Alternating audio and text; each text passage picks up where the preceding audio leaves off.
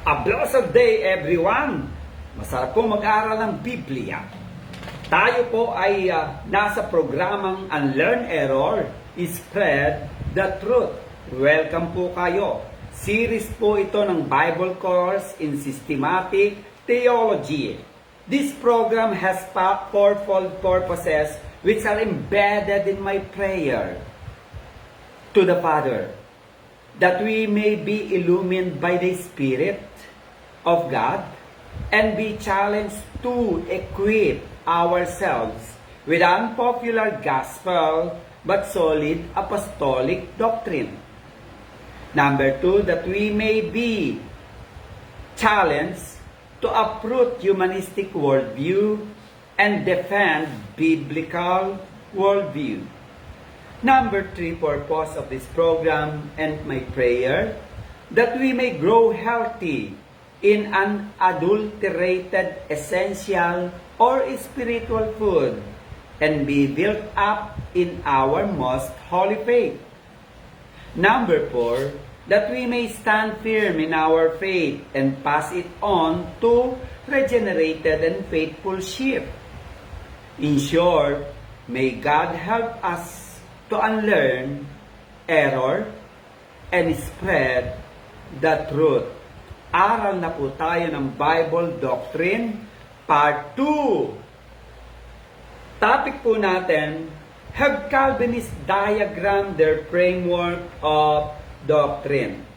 Ano po ang inaasahan natin sa Bible Doctrine 12 Part 2? Number 1, ano-ano po ang order ng causes of damnation? So yung part 1 po, 12 Bible Doctrine part 12 part 1, diniscuss po natin yung order of causes of salvation of the elect. Ngayon po, pag-aaralan natin ang order of causes of damnation, judgment, condemnation ng Diyos sa mga reprobates o makasalanan. Number 2, ano po ang kalagayan ng mga reprobates o makasalanan? At ano ang resulta ng kalagayan nilang ito? Number 3, ano ang relevance at summary statement ng Bible Doctrine 12 Part 1 at Bible Doctrine 12 Part 2, mga ka-truth seeker? Excited na po tayo mag-aral ng series of Bible course in Systematic Theology.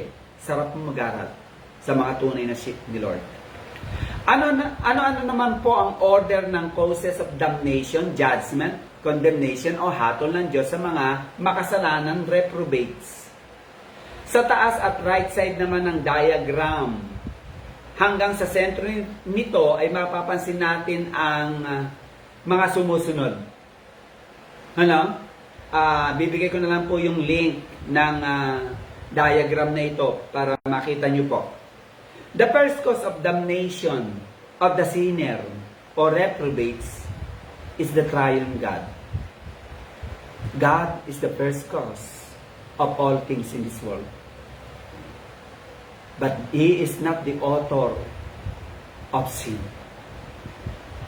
Mahabang usapin po yan, pero didiscuss natin, if God willing, in other time. The second cause of salvation is God's sovereign will. Tanong, kung merong isinet ang Lord na special love para sa ilan, less love sa ilan, may pinili at hindi pinili ang Diyos, unfair po ba o unjust ang Diyos? Pinag-aralan na natin ito sa Bible Doctrine 12 Part 1. Una, hindi unfair ang Diyos. Siya ay sovereign God, ruler and king natin. At siya ang masusunod. Kung ang hari sa mundong ito ay nasusunod sa lahat ng desisyon niya, why not ang Diyos na sovereign will and ruler? Number 2, hindi ko na didiscuss yan mga kapatid kasi na-discuss na natin sa Bible Doctrine 12. Number 2, hindi unfair ang Diyos, hindi unjust because He is the Creator. All the prerogative, all the decisions sa Kanya po. Hindi niya kailangan ng consent mo. Hindi niya kailangan ng free will mo. At wala siyang tinatapakang free will ng tao kapag nagdesisyon ng Diyos. Because He is the Creator. Prerogative niya yan. Karapatan niya yan. Number 3. Hindi unfair ang Diyos at hindi unjust ang Diyos na may pinili, may less love ang Diyos, may special love ang Diyos. Bakit? Lahat ng plan, decision ng Diyos o nais niya ay naayon sa kanyang holiness, infinite wisdom, perfection, justice, and righteousness. Walang nababiolate dyan. Sinisigurado ng Diyos na kapag yung pagpili niya at hindi niya pagpili, it is in accordance with His holiness, infinite wisdom, perfection, justice, and fairness and righteousness. Number 5, hindi unjust, hindi unfair ang Diyos, mga ka-truth seeker. It is because, number 5, nanghirangin ng Diyos ang iba dahil siya ay Diyos ng grasya. Halimbawa, pinili ako ng Diyos. It is because ang ginamit ng Diyos sa akin is yung side ng kanyang character that He is the God of grace. Nang hindi niya piliin yung iba, ang in-apply niya doon ay justice. Is there unfairness in God? Wala, mga kapatid. Na-explain ko na yan, hindi ko na po i-explain. So, number ano na po ba? number 6. Bakit hindi unfair at hindi just ang Diyos? Kung ang lalaki na pipili ng 5 babae, isa lang pinili niya, unfair ba ang lalaki kung isiset niya sa isang babae lang mula sa 5 babae? Yung pag-ibig niya, hindi naman pwede yung special love niya sa 5 babae lahat yun. Iukol. At kapag inukol ng lalaki na manliligaw yung kanyang special love sa isang babae, hindi unfair ang lalaki. At hindi sisigaw yung 4 na babae na unfair yung lalaki. How much more sa Diyos? Number 7, hindi unfair, hindi unjust ang Diyos, mga kapatid. Because, kung ang isang tao nag-adapt ng anak, yung special love and care niya nakatuon doon. At sa mga hindi niya inadapt, yung less love and less care niya, itinutuon niya doon. Ganon din ang Diyos. Pang-8, kahit bakit hindi natin matanggap na ang Diyos ay just and fair sa pagpili at hindi pag-set ng special love at less love? It is because, tayo po kasi ay ipinanganak, lumaki at hinubog sa culture of humanistic religion, sa man-centered education sa school, sinful and distorted worldview ng mga napapanood natin o komunidad natin, self-centered community, and wayward, rebellious world. Yan ang humubog po kasi sa atin. Kaya hindi natin maunawaan. The third cause of damnation is that God is our creator. Decision yan. The fourth cause of damnation of the reprobate is that man is in the state of fall and unbelief. Bumagsak kasi ang tao. The fifth cause of damnation is the less love of God to the reprobates. And ano po ang kalagayan ng mga unregenerate, reprobates, non-elect? At ano ang resulta ng pagiging reprobates nila? Ito po yun. Ang reprobates ay nasa kalagayang una, hindi effectual ang calling sa kanila. O actually, walang calling sa kanila. Ang Diyos. Maliban na lang na tawagin sila ng Diyos, ang problema kasi sa reprobates, hindi sila tinatawag ng Diyos. God does not call them. Ngayon, ito na naman, pupunta na naman tayo sa unjust ang Diyos, unfair ang Diyos. Pinasa ko na po sa inyo ang 8 dahilan, Hindi ko na po i-repeat. Pangalawa, ang reprobates, non-elect, ay ignorant at vanity ang kanilang mind. Sila ay hindi makaunawa at ang kanilang kaisipan ay palalo, hambog, mayabang, mapagmataas, ligaw at walang kabuluhan ng mga pinag-iisip. Pangatlo, sila ay may puso na nagmamatigas. Sila ay may pusong bato, pusong malayo o malayo sa Diyos. Pusong itinatakwil ang katotohanan at niyayapos ang kung ano lang ang makapagpapasaya sa kanila. Pangapat, sila ay may reprobate sense. Sila ay likas na masama at incline sa kasamaan. Panglima, sila ay may greediness for sin. Sila ay inclined, slave ng sin, at itinalaga na nila ang sarili nila sa pagiging makasalanan.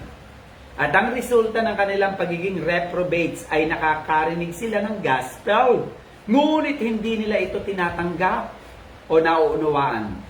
Nagpupursige sila sa calling ng Diyos, ngunit ibang Diyos ang kanilang pinakikinggan o ibang calling ang kanilang sinusundan. Yes, naliliwanagan sila about the truth. And yet, ang illumination na mayroon sila ay general, natural, at hindi illumination of the Holy Spirit. Nagsisisi rin naman sila. Ngunit walang purity at sanctity ang kanilang puso. May faith din naman sila. Ngunit natural faith lang, hindi God-given faith. They can taste the good word of God or the good things to come. Kaya lang pansamantala lang na gumagana ito sa kanila, temporary lang. May kasigasigan sila sa mga may kinalaman sa Diyos at sa spiritual. And yet ang kasigasigan nila sa Diyos ay hindi nakaabot sa kaluwalhatian ng Diyos. Nag-i-improve din sila sa English relapse. Kaya lang di katagalan ay nagde-deteriorate, bumibigay at di katagalan ay nangingibabaw ang deceit, hardening of heart, evil at unbelieving heart, at katagalan ay tumatalikod sa Diyos hanggang umabot na sa sakdulan ng fullness of sin. At katulad ng elect saved, ang mga reprobates ay mamamatay rin temporarily. After ng pagkamatay ay haharap sila sa final at last judgment ng Diyos, para sila ay hatulan at parusahan, at sa judgment na ito ay hahayag ang justice ng Diyos without mercy, at sila ay makakaranas ng death o separation from the mercy and grace of God in eternal hell. At ang lahat ng mga nangyayari at mangyayari sa reprobates ay for the glory of God. Ang diagram, o illustration ng framework of doctrine ni Perkins ay ibinase niya sa ginawang diagram ni Theodore Beza. At after 60 to 70 years ang nakaraan, si John Bunyan, 1628 to 1688, ay gumawa rin ng diagram, mga ka-truth seeker. Ito ay nakabase sa diagram ni Perkins at ni Beza, at mas pinalawak ito ni John Bunyan. Pakitingnan na lang ang dalawang diagram na ito, mga kapatid, sa link sa ibaba ng video. Kasi hindi na rin natin i-explain yung diagram ni John Bunyan. Ikaw, kapatid, may diagram ka ba ng systematic theology o framework of doctrine mo? Another na dapat po natin maunawaan, ano ang relevance ng Bible Doctrine 12, Part 1 and Part 2? Eto po, mga kapatid. Pastor, ano naman mapapala ko dyan sa pakikinig ko sa iyo? Philippians 3:8 ERV translation. Eto mapapala natin. Not only these things, but now I think that all things are worth nothing compared with the greatness of knowing Jesus Christ my Lord. Because of Christ, I lost all things. And now I know that they are all worthless, trash, rubbish. All I want to know now is Christ. And all I want now is Christ. Kapatid, ano ang relevance ng pinag-aralan natin, kapatid? Simple lang. Ang mga bagay na hinahabol-habol natin sa mundo ito, materyales, pera, legacy, mga dreams natin, alam nyo ba, at the end of the day, useless ang mga bagay na yan. Basura ang mga bagay na yan. Kaya mas pag sumakitan natin ang mga bagay na spiritual sa Diyos, mga kapatid. Because ang may eternal value lamang sa mundong ito ay hindi material, legacy mo, dreams mo, achievements mo, o mga gusto mo sa buhay. Ang may eternal value lang sa mundong ito, mga kapatid, ay ang mga bagay na hindi nakikita. Ito ang pagtuunan natin ng ating buhay, lakas, time, and effort, and sacrifices. Huwag puro trabaho. Huwag puro pera. Huwag puro kita. Huwag puro achievement. Huwag puro legacy. Kapatid, ang lahat na yan ay basura at walang kabuluhan pag namatay na tayo.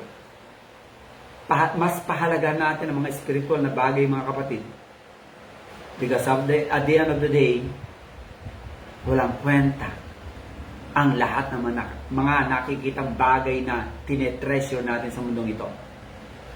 Kapatid, how I wish and how I pray na mag-rating tayo, mag-self-reflect, na bakit nga ba nagpapagod ako maigi, nagpapakasaya ako sa mga bagay na gusto ko, na wala naman palang eternal value pag ako ay namatay na. How I wish and how I pray, you have to rethink of all spiritual things.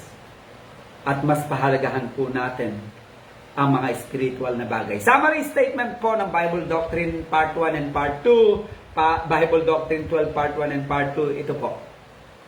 Election and reprobation are biblical. Tanggapin man natin po ito o hindi, revealed truth will always be truth. Illogical man para sa atin o logical ang may pinili at hindi pinili ang Diyos, may less love at may special love ang Diyos sa iilan, it is biblical. We must accept the revealed truth. Because revealed truth is beyond our understanding, beyond our systematic, logical thinking.